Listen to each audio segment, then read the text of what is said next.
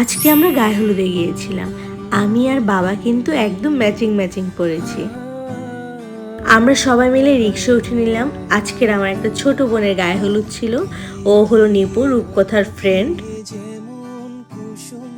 বিয়ে বাড়ি এসে আমার বাবা ঘুমিয়ে পড়েছে, এদিকে রূপকথা মেহেদি দিচ্ছে। আমি দিব না, কারণ বাবুকে একটু পর কোলে নিতে হয়। আর অন্যদিকে বিয়ের কোণে কিন্তু নিজেই নিজের মেকআপ করছে, কারণ ও অনেক সুন্দর সাজে।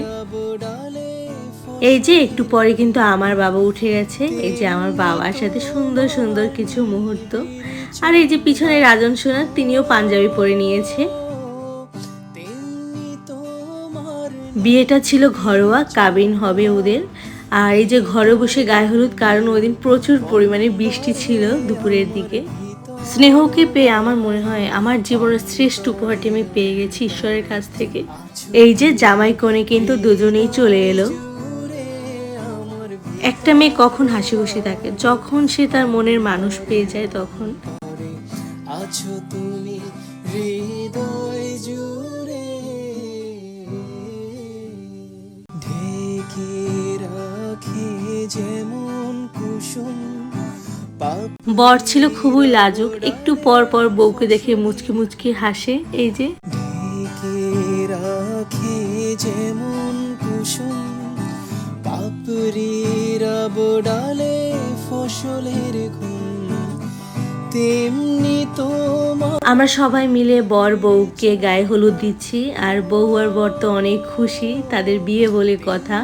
তোমার নিবিড় চলা ভেতরের নীল বন্ধ। এখানে মজা করে রূপকথাকে বসিয়ে দিল। আমি একটু এই ক্লিপটু ছেড়েছিলাম। কতজনের যে প্রশ্ন, দিদি রূপকথার কি বিয়ে হয়ে গেছে, রূপকথার কি বিয়ে হয়ে গেছে? না, এটা ওর বান্ধবীর গায়ে হলুদ ছিল। তার বান্ধবী মজা করে দুলাভাই আর শালিকে বসিয়ে দিল। অন্যদিকে আমার বাবা কিন্তু সজাগ, সে কিন্তু সবটা এখানে বসে দেখছে। তার চোখে আজকের ঘুম নেই, সে তার মামামদের নাচ দেখবে। বাবা সারাদিন কোলে ছিল, সে পুরো গায়ে হলুদটা দেখেছে।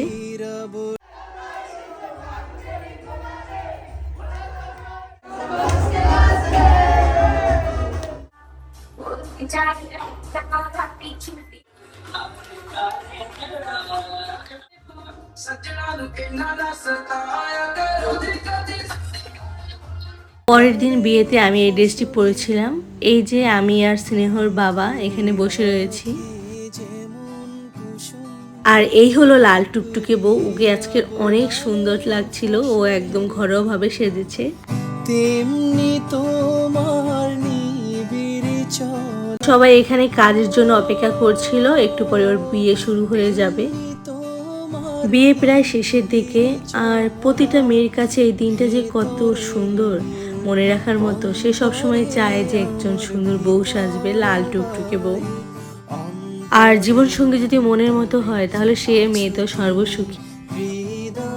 বিয়ের পরে সবাই মিলে ছবি তুলছিলাম নবদম্পতির সাথে। আর বাবার গরম লাগায় বাবার ড্রেস খুলে ফেলেছি।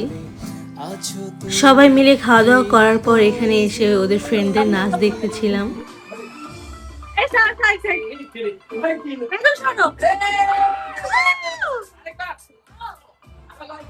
অন্যদিকে বরের জন্মদিন আজকে ছিল, রাত 12টার পরে সেলিব্রেট করা হলো।